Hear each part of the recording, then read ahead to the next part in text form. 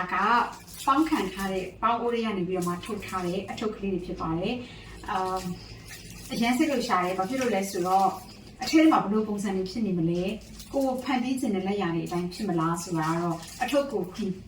ကြည့်မှလည်းသိမှာပေါ့နော်ဆိုတော့ဝင်းနဲ့တူအားလုံးပဲကြည့်ပြပါအောင်ရှင်ပြီးတော့ဒီအနံ့လေးကိုလည်းအရင်ကြိုက်ပါတယ်ဒီကပေါင်းအိုးရထုတ်လာတဲ့အနံ့လေး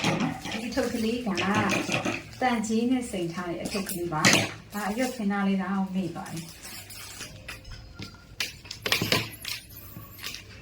ဒီလိုအရွက်ကလေးတွေကိုလှက်လိုက်တဲ့အခါမှာဝါးဒီလိုလေးဖြစ်ပါတယ်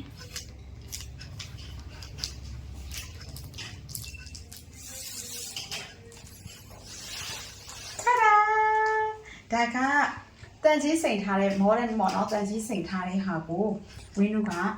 Ecrit ရွက်ကလေးပြင်ထားတာပါထပ်လာတဲ့ result ကလေးကဒီအတိုင်းလေးပါဒီမှာဆိုလို့ရှိရင်ကြည့်နော်အနုလေးတွေပေါ့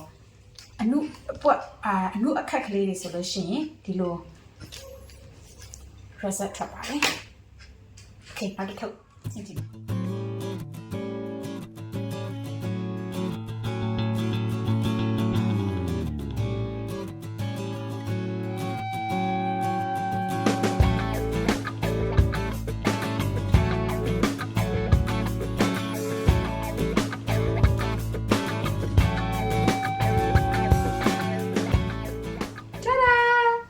ဒီနေ့မှာတော့ဝင်းကဟိုတနေ့ကပိတ်စအဖြူပေါ်မှာပဲမြေဖြူစိန်ထားတာနဲ့ပြီးတော့တန်ကြီးစိန်ထားတာရဲ့ကွာခြားချက်ပေါ့နော်ထွက်ရှိလာတဲ့ရလက်နှစ်ခုကိုနှိုင်းယှဉ်ပြီးတော့ပြမှာဖြစ်ပါတယ်အခုဝင်းလက်ထဲမှာကင်ထားတာဆိုလို့ရှိရင်တော့ကြောင်ရှာအရွက်ကိုတန်ကြီးစိန်ပြီးတော့အသုံးပြုထားတာပေါ့နော်အရွက်ကိုစိန်တာမဟုတ်ပိတ်စကိုတန်ကြီးစိန်ပြီးတော့မှကြောင်ရှာရွက်တင်ထားတဲ့ reset ဖြစ်ပါတယ်အရောင်ကတော့ဒီလိုမျိုးလေးပါဒီကြောင်ရှာအရွက်ကိုပဲတန်ကြီးမစိန်ပဲနဲ့သူ့ရဲ့ပိတ်စအဖြူမြေဖြူစိန်တဲ့ပိတ်စပေါ့နော်အဲ့ဒီပုံမှာပဲစိန်ထားတဲ့ result ကတော့ဒီအရောင်ကြီးရရှိပါတယ်ဆိုတော့ဒါ result နှစ်ခုမတူဘူးပေါ့နော်ဒီလိုလေးဖြစ်ပါမယ်အဝါရောင်တိုက်နေတဲ့သူကဒီဟာကိုသုံးမယ်တကယ်လို့ရွှေရောင်သို့မဟုတ်ကြီးဝါရောင်လေးပေါ့နော်တိုက်နေတဲ့သူဆိုရင်ဒီလိုမျိုးသုံးလို့ရပါတယ်ဒါကတော့ကျွန်းရွက်ပါ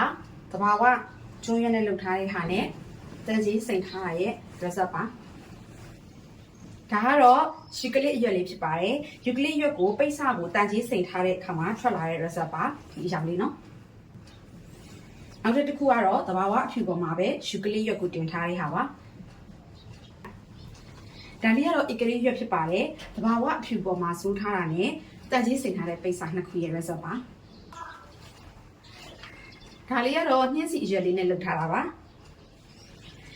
ဒါကတော့အရွက်အစုံပေါ့နော်ဘန်နာပါတယ်ကျွန်းပါတယ်ယူကလစ်ပါတယ် Ecrit ပါတယ်နှင်းစီအစုံပေါ့နော်အဲ့ဒီအရွက်လေးတွေအစုံကိုတင်ထားတဲ့အစာလေးဖြစ်ပါတယ်ဒါကတော့ပဝါလေးဖြစ်ပါတယ်ယူကလစ်အရွက်နဲ့ပြုလုပ်ထားတာပါပဝါပေါ့နော်ပဝါကကြတော့ကိုကြိုက်နှစ်သက်တယ်လို့ဒီဇိုင်းဖော်လို့ရတယ်ပေါ့နော်ကလေးတွေပဲထဲအခက်လိုက်ကလေးတွေပဲထဲပေါ့နော်အဆင်ပြေပါတယ်ဆိုတော့ခြုံပြပါမယ်ရှင်